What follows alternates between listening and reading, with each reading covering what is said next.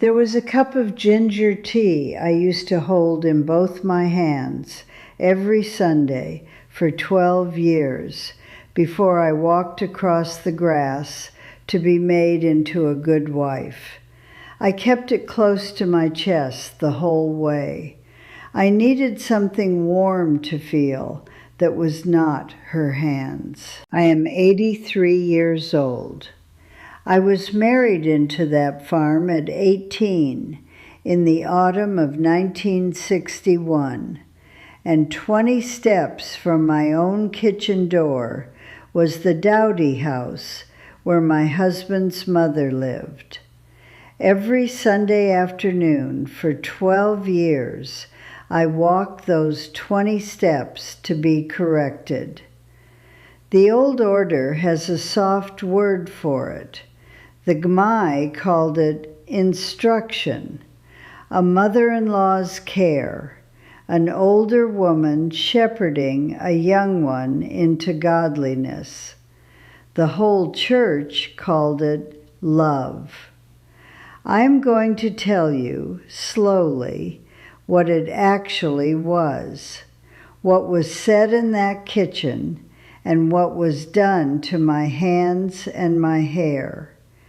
But before I take you into that room, understand that not one soul who watched it ever thought a wrong thing was happening. That was the worst of it, not the slap, the applause. I am not going to hurry this.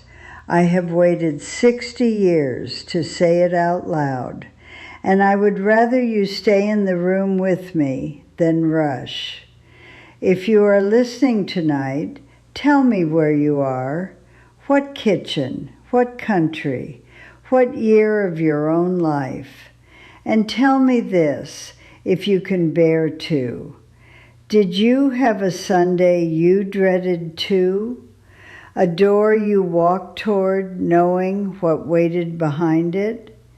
Say it, so the next woman who comes here scared sees she is not the only one. Stay, I will not waste your time. Let me put you in that afternoon. Not one particular Sunday yet. I will get to one. I promise you I will get to one. But the shape of all of them, because for 12 years they were the same. Worship would have ended by noon.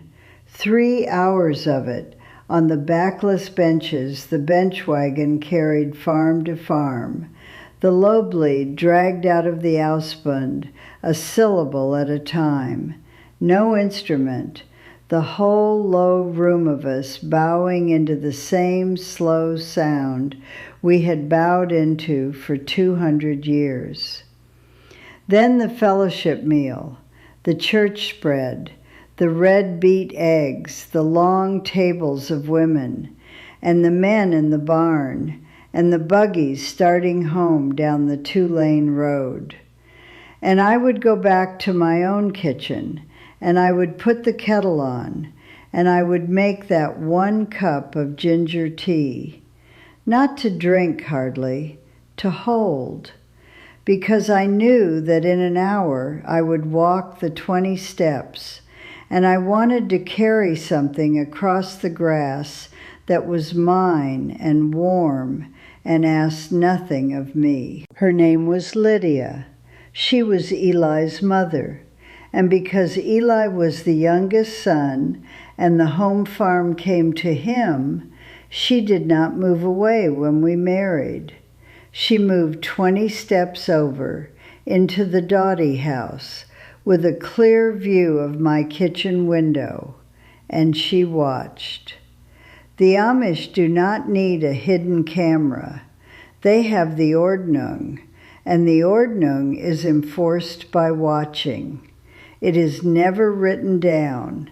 It lives in the knowing of the people around you, and a young wife learns it the way you learn the place of a hot stove, by being burned at it. I was 18.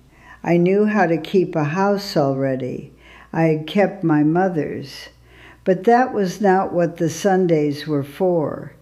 The Sundays were for Gelassenheit, yieldedness, the giving up of the self. There is no good translation. It is the whole of what a plain woman is supposed to be. Low, quiet, surrendered, gone.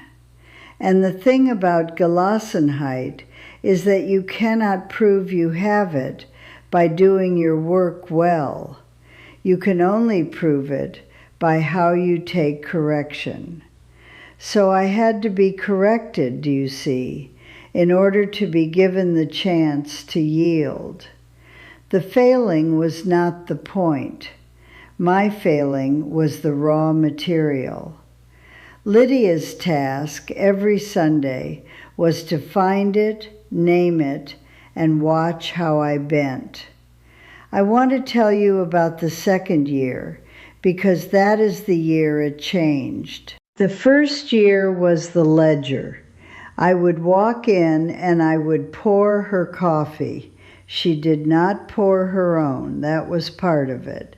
And I would sit and she would begin.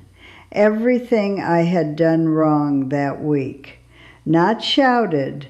Lydia almost never raised her voice. Raising your voice is itself a kind of pride, a hochmut, and she had none to spare. She would simply go through it. The wash hung in the wrong order. The peelings too thick. There is a basket of potatoes I will come back to. The way I had said good morning to a neighbor with my chin a half-inch too high. 3 hours of it. 4. The afternoon light moving across the plain wall while she went down the list, and me with my hands folded in my lap, learning to keep my face as still as a stone in a creek. And then in the second year, she began to take down my hair. You have to understand what hair is to us. A plain woman never cuts it. She pins it up under the kop, the prayer covering, and the covering is the sign of submission, of being under, of headship. Your hair is not yours to wear loose. It is between you and God and the men God set over you. And Lydia, in the second year, would finish the ledger, and she would stand behind my chair, and she would take the pins out of my hair, one at a time, and let it fall, and she would take up a comb, and she would draw it through, slow, an hour sometimes, while she told me, quietly, into the back of my head, so I could not see her face, all the ways I was not yet a true wife. Her hands moving in my hair like it belonged to her, like I belonged to her, and I would hold still and count. That is a thing I have never told. I counted, to stay inside my own body while a woman combed my undone hair and listed my failings. I counted the corrections. 1, 2, 3, like the beads of a thing we were not allowed to have. A ledger of my own, kept in secret, behind a face like stone. I kept that count for 12 years. Now, I told you the church called it love, and I need you to believe that they meant it. This is the part the English cannot understand from the outside. In the old order, a man is the head. Headship.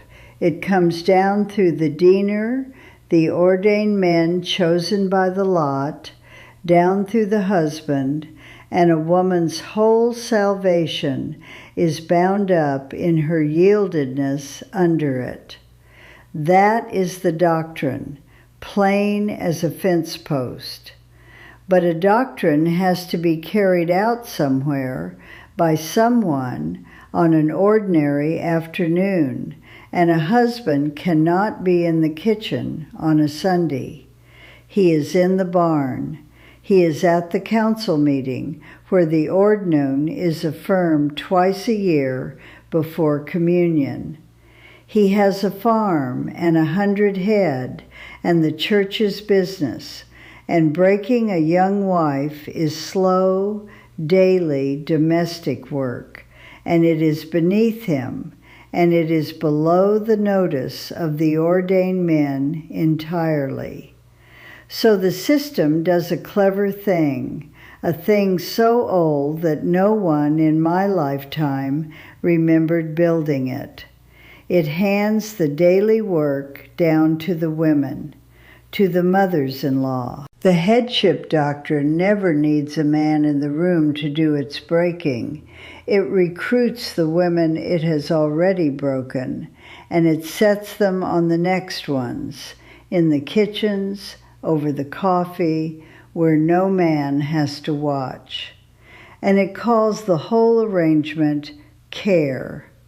A husband could say, truthfully, that he never once raised his hand to his wife, while the woman he set in the dowdy house, 20 steps away, did it for him every Sunday, and he called that good order, and the church agreed. And here is why no one stopped it, because every woman in that G-May had been formed the same way, every single one. When they looked at Lydia taking down my hair, they did not see cruelty. They saw a faithful old woman doing the hard, loving, necessary work of making a wife. They had each had it done to them. The mother who whispered to me at my own wedding, the only counsel I got, be yielding. She had a Lydia. The neighbor women had Lydias. There was a young wife 2 farms over, I will call her Rebecca, who married the same autumn I did, and her mother-in-law was harder than mine. And when Rebecca came to a quilting with the marks of it on her, the women clucked and shook their heads, not at the mother-in-law, at Rebecca, for not having softened yet, for making it show. The cruelty was so total that even the bruise was the girl's failing. I will say her name for what she was, though. Lydia was not a monster. I have had 60 years to hate her, and I cannot quite do it. Lydia was a girl once. Lydia was a young wife in 1916, in 1917, and somewhere there was an old woman who took down her hair and combed it slow and named her failings, the very same training 40 years before, handed to her by a woman who had been handed it before that. She was an instrument. She was doing to me exactly what had been done to her. And she believed, she truly believed, that she was saving my soul. The horror is not that she was wicked. The horror is that she was faithful. The machine does not need wicked women. It runs on faithful ones. And do you want to know the strangest part? The part I have only understood lately, as an old woman with too much time to turn it over? They were right that it was love. Not the right kind, not a kind I would wish on any girl living. But Lydia did love me, in the only shape love was permitted to take in that world. She had no other way to want good for me. The Ordnung had reached so far down into her that the only thing she could call wanting my soul saved was the comb and the wrist and the ledger. They had bent the word itself. They had taken love and emptied it and filled it back up with control and then handed it to the women to pour out on each other, generation to generation. Every one of us certain we were giving the next one a gift. Now I will give you the one Sunday. I have circled it the whole way, and here it is. It was the second year. It was autumn, the year my Gideon was a baby, so it was 63. I had peeled potatoes that morning before worship, a whole basket, to have them ready, and I had been tired, and I had peeled them quick, and the peelings had come off thick. Too much potato left on the skin. Waste. To the Amish, waste is not a small thing. It is a window into your whole soul, your hochmut, your carelessness before the God who gave the harvest. I walked the 20 steps. I counted them. I always counted them, the way I counted everything in those years, to stay inside myself. I had my ginger tea in both hands, and I held it close, and the warmth came up into my chin, and that was the last thing of my own I would have for 3 hours. I knocked the way you knock at the Dottie house, even when the woman inside can see you coming across the grass, and I went in and I set the cup down on her table, scrubbed white, no cloth, never a cloth, and I poured her coffee, because she did not pour her own, and I sat. And she had the basket. She had walked over to my house earlier, while I was still at worship, singing the Loblied out of the Ausbund, a syllable at a time. And she had gone to my slop pail, and she had taken my peelings out of it. And now the basket sat on the table between us. She did not say a word about it, not for a long time. That was the worst of her, not the slap, the waiting. She let it sit there. The afternoon went on, the light crossing the plain wall, the ledger of the week, every small thing I had done, and the whole time the basket of my thick peelings sat between us with the potato still on the skin, and I knew, and she knew I knew, and neither of us looked at it, and it was louder than anything either of us said. And near the end, and she always saved it for near the end, when I had begun to think it might not come, she reached across and she took my wrist, my right wrist, the peeling hand. She turned it over, palm up, almost gentle, the way you would turn a child's hand to look for a splinter, and she struck the back of it with the flat of her hand. Once, not hard, hard enough. And she said in the Deutsch that a wasteful woman makes a wasteful house, and a wasteful house shames a diener's name. Eli was not even ordained yet. The lot did not take him until 72, but she could already see it coming on him, the way the women could see those things before the men knew them.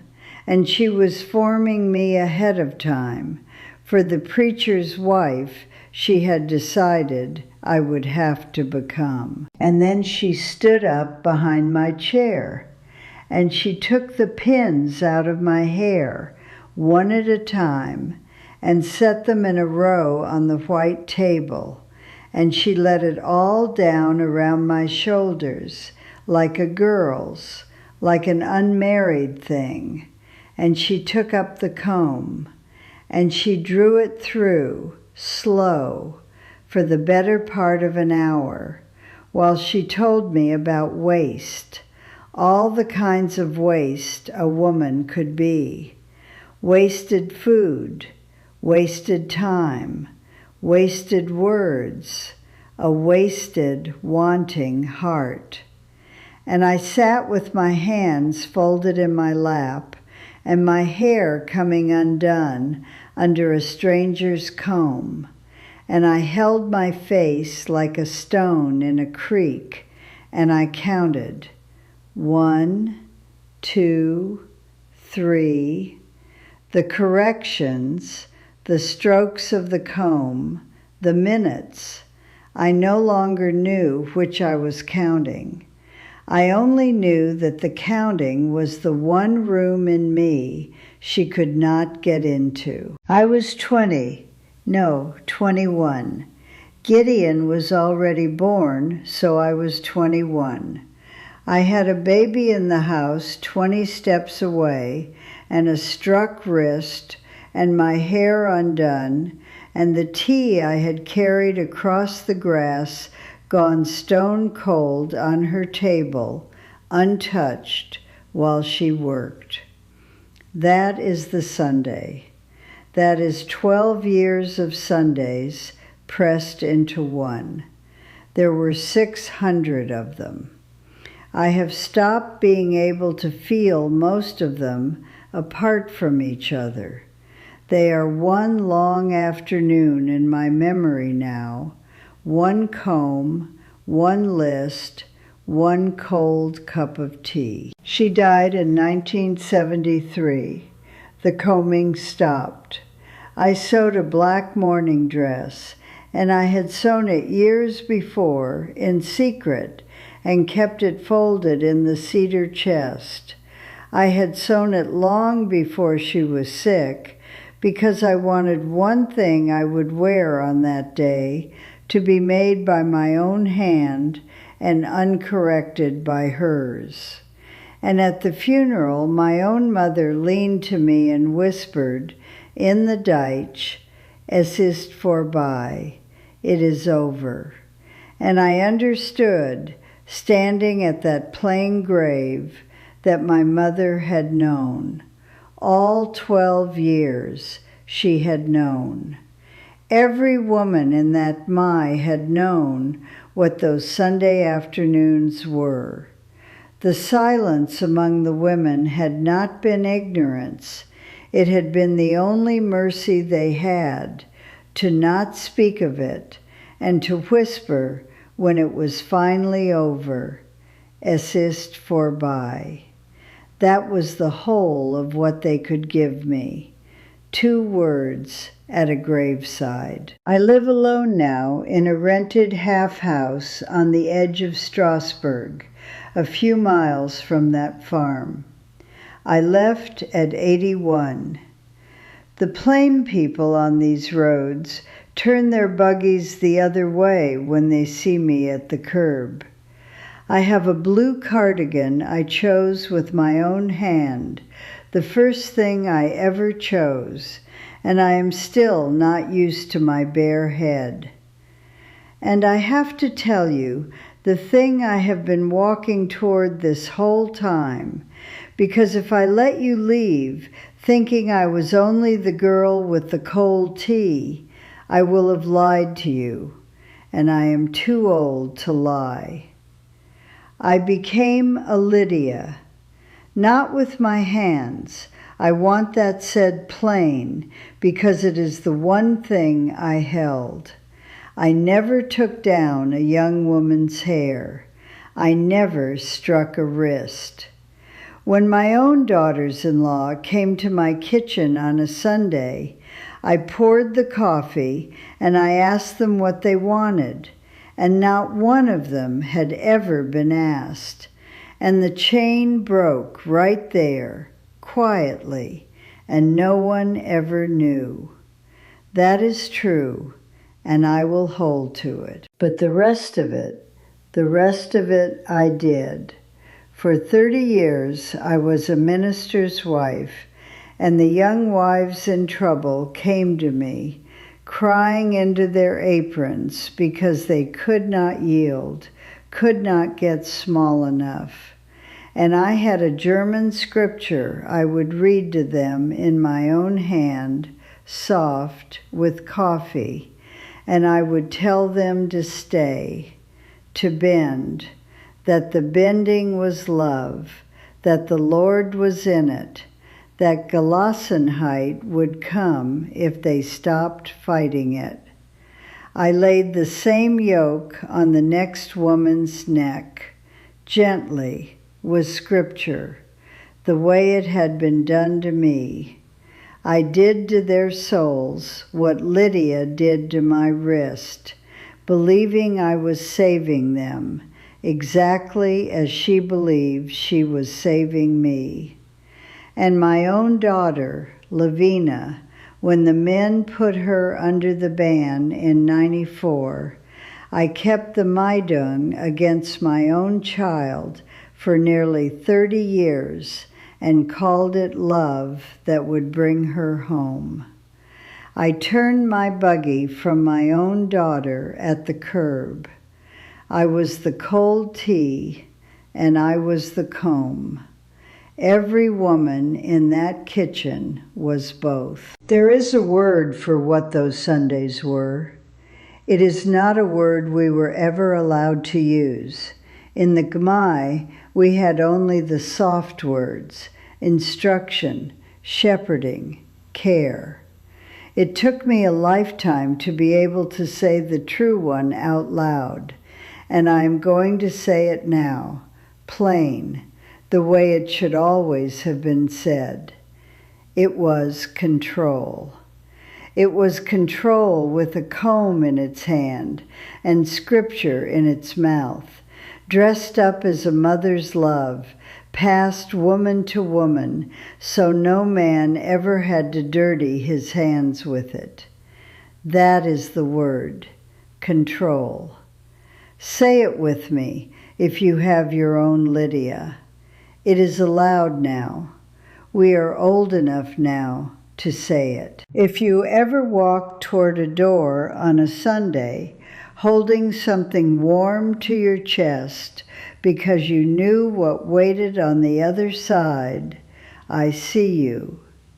If you ever held your face like stone while someone you were taught to honor took you apart, gentle, an hour at a time, I see you. If you ever counted secretly to stay inside your own body, 1, 2, 3, I see you. And if you ever became, in your turn, the very thing that was done to you, and have not been able to forgive yourself for it, I see you most of all, because I am you, and I am 83, and I am telling you it can stop being handed down. It stopped in my kitchen, the one Sunday I poured the coffee and asked a frightened girl what she wanted. It can stop in yours. The chain ends with whoever decides it ends. Let it be you.